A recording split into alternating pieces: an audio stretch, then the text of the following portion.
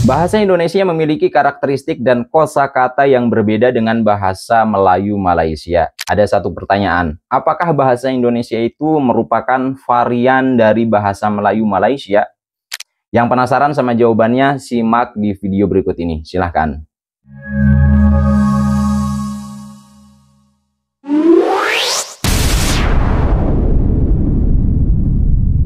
Sambung kembali dalam Buletin Awal ini, perkembangan bahasa Indonesia disifatkan berbeza dengan bahasa Melayu di Malaysia. Ketua Badan Pengembangan dan Pembinaan Bahasa Kementerian Pendidikan, Kebudayaan, Riset dan Teknologi Indonesia, Profesor Aminuddin Aziz menjelaskan bahasa Indonesia katanya sudah jauh lebih berkembang daripada bahasa Melayu. Bahasa Indonesia ini sudah jauh berkembang ya dari bahasa asalnya. Bahasa Melayu gitu ya, dan sekarang sudah bisa unjuk diri gitu sebagai satu bahasa yang stabil begitu ya, dan berkembang dengan sangat sehat gitu. Nah, penuturnya sendiri gitu ya, itu sudah banyak sekali tentu saja bila dibandingkan dengan penutur bahasa Melayu yang menurut catatan riset dari etnolog misalnya ya, di bulan Desember 2021 etnolog ini menerbitkan laporan. Penutur bahasa Indonesia itu ada 199 juta. Sementara penutur bahasa Melayu ya, itu 19 juta. Ya. Jadi ini perbedaan yang sangat jauh. Kalau misalnya ada klaim, ya ada pernyataan, bahasa Melayu digunakan oleh 300 juta orang. Ini tanda tanya besar. Melayu yang mana? Bagi kami tidak bisa itu. Ini adalah bahasa Indonesia, ya, gitu. Yang mungkin penduduk Indonesia katakanlah 278 juta, katakanlah 220 jutanya atau 200 jutanya bertutur bahasa Indonesia. Mungkin sisanya ya boleh bahasa Melayu yang ada di Malaysia. Tapi jumlahnya juga kan penduduk Malaysia mungkin tidak sepertiga penduduk Indonesia gitu kan ya. Berarti bahasa Indonesia termasuk bahasa yang kaya dong? Kaya banget. Misalnya gini, kan kayak kemarin tuh kan sempat heboh ya, Malaysia bilang mereka ingin menjadikan bahasa Melayu sebagai bahasa ASEAN. Dia bilang bahwa penutur bahasa Melayu ada 350 juta orang. 270 jutanya orang Indonesia. Masa urang. Iya, ada orang Indonesia nggak cuma Melayu doang. Ada orang Jawa, ada orang Sunda, ada orang Bugis. Melayu itu hanya salah satu suku di Indonesia. Kebetulan waktu lagi Sumpah Pemuda, para pemuda yang lain itu mikir, padahal waktu itu kan yang banyak orang Jawa ya. Yong Yafa. Ya, yang banyak tuh orang Oyong juga banyak. Saya. Oyong itu. Jadi gara-gara mereka berpikir bahwa walaupun banyak orang Jawa, mereka berpikir bahwa bahasa yang lebih gampang adalah bahasa Melayu. Jadi akhirnya diangkatlah. Tapi bukan berarti bahwa bahasa Indonesia itu total Melayu semua. Karena ada pengaruh dari berbagai bahasa lain. Betul. Itu yang kemudian membuat kita berbeda dengan bahasa Melayu yang digunakan di Malaysia. Bahasa Indonesia dah jadi bahasa rasmi ke-10 UNESCO. Bayangkan, dengan pengiktirafan ini, maka bahasa Indonesia akan menjadi sangat terkenal. Dan saya yakin akan lebih banyak kelas belajar bahasa Indonesia akan dibuka di seluruh dunia.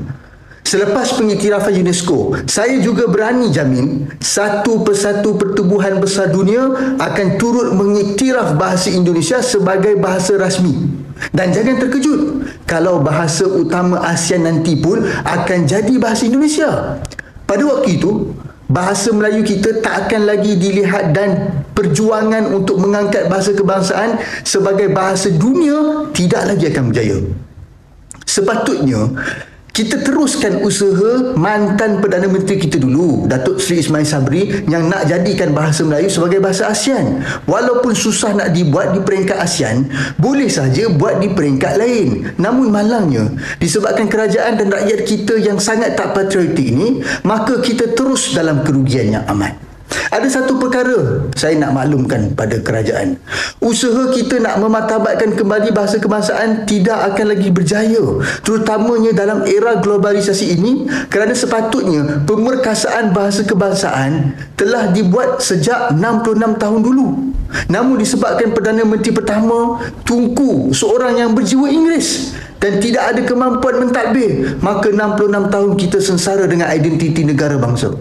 Bahasa Indonesia pula dah lama dijadikan bahasa kebangsaan dan digunakan secara menyeluruh di negara mereka sejak sebelum kita dapat kemerdekaan lagi. Syabas Indonesia. Anda beruntung mempunyai seorang pemimpin dan kerajaan yang hebat dan luar biasa. Kongsikan video ini kalau anda bersetuju. Bahasa Indonesia benar berasal dari bahasa Melayu, tetapi ingat, bahasa Indonesia bukan bahasa Melayu. Kalaupun Anda terlalu memaksakan bahwa benar bahasa Indonesia itu bahasa Melayu, maka iya, Melayu Riau.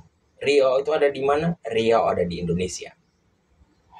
Maldes, diam. Kenapa kita tak boleh jadi macam Indonesia yang semua orang berbahasa Indonesia kan? Kenapa kita tak boleh jadi macam tu, Prof? Kita nak bentuk manusia Malaysia tu, gagal kita. Di Indonesia, tengok manusia Indonesia tu, yang bukan asal itu Cina, pakai nama Indonesia, nama Jawa lagi kan, fasih berbahasa Indonesia. Jadi dari segi pembentukan negara bangsa manusia Indonesia tu, mereka berjaya 100%. Kita tak berjaya. Kita masih ada warga negara yang, kalau bahasa kasarnya, sepatah haram pun tak tahu tentang bahasa negara. Kerennya bahasa Indonesia itu yang pertama menurut saya, versi saya, ya, mudah dipelajari. Saya itu banyak menemukan orang-orang asing yang ada di Indonesia, khususnya orang Cina, ya, ketika di Indonesia, mungkin sudah lama juga, ya. Dia itu sudah pintar dalam berbahasa Indonesia. Ketika melakukan transaksi A, transaksi B, transaksi C, mereka itu sudah pinter-pinter bahasa Indonesianya. Bahkan logatnya pun sudah logat Indonesia, ya. Kalau cuma pinter bahasa Indonesia, menurut saya itu masih biasa-biasa saja. Tapi kalau logatnya udah logat Indonesia, itu udah bisa dikatakan expert mungkin, ya. Yang kedua, kerennya bahasa Indonesia itu bahasa persatuan. Bahasa Indonesia berfungsi sebagai alat pemersatu lebih dari 700 bahasa daerah yang ada di Indonesia. Ini sangat penting nih teman-teman, untuk komunikasi lintas suku, budaya, dan lintas wilayah. Yang ketiga, kerennya bahasa Indonesia itu kaya kosakata serapan. Jadi bahasa Indonesia itu menyerap kata dari banyak bahasa, ya, seperti dari bahasa Sanskerta, bahasa Arab, bahasa Belanda, Portugis, Tionghoa, hingga Inggris. Nah, hal ini akan memperkaya perbendaharaan kata dan makna di dalam bahasa Indonesia. Selain itu, bahasa Indonesia juga bahasa resmi dan ilmiah. Bahasa Indonesia digunakan di semua aspek formal, seperti di pendidikan, ya. Ini sudah pasti nih teman-teman. Bahkan di Cina sana itu menyelenggarakan lomba pidato berbahasa Indonesia yang diikuti oleh para mahasiswa dan para mahasiswi yang ada di Cina. Selain di aspek pendidikan, kemudian di pemerintahan ini sudah jelas, di hukum itu sudah jelas, ya. Juga menjadi bahasa ilmiah yang berkembang lewat istilah-istilah modern. Sekarang uniknya bahasa Indonesia. Jadi uniknya bahasa Indonesia itu memiliki banyak sinonim kontekstual, ya. Bahasa Indonesia kaya akan padanan kata yang bermakna mirip, tapi ya bisa berbeda nuansa. Ini tergantung konteksnya. Contoh, melihat, menonton, menyaksikan, memperhatikan. Nah, secara pengertian secara bahasa, ya mungkin bisa dikatakan seperti itu, ini memiliki arti yang sama. Tapi jika dipelajari lebih dalam lagi, ini memiliki definisi yang berbeda-beda. Ya, bahasa Indonesia juga bisa digunakan formal maupun non-formal. Ya, bisa dikatakan memiliki banyak ragam lah gitu. Ada ragam baku atau bahasa Indonesia baku dan juga bahasa Indonesia non-baku atau gaul. Contoh, saya lapar, itu bahasa Indonesia baku. Dan gua lapar, itu bahasa Indonesia non-baku atau gaul. Bahasa Indonesia juga bersifat dinamis dan adaptif. Bahasa Indonesia sangat cepat menyerap dan menyesuaikan diri dengan perkembangan zaman, teman-teman. Ya, banyak istilah digital dan budaya pop masuk ketika di Indonesia itu di-Indonesiakan, seperti upload menjadi unggah, kemudian apalagi ya, browser menjadi peramban gitu. Ya kira-kira seperti itulah ya. Bahasa Indonesia juga bisa dikombinasikan dengan bahasa daerah. Nih menarik nih teman-teman. masyarakat di Indonesia itu sering mencampuri bahasa Indonesia dengan bahasa daerahnya masing-masing. Seperti Jawa, Sunda, Minang. Itu kalau kalian perhatikan, pasti ada saja kata-kata bahasa Indonesia di dalam bahasa daerah tersebut. Nah, hal ini akan menciptakan variasi dialek yang unik dan berwarna.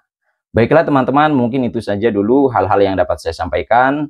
Kurang lebihnya mohon maaf. Selamat beraktivitas kembali dan see you next video.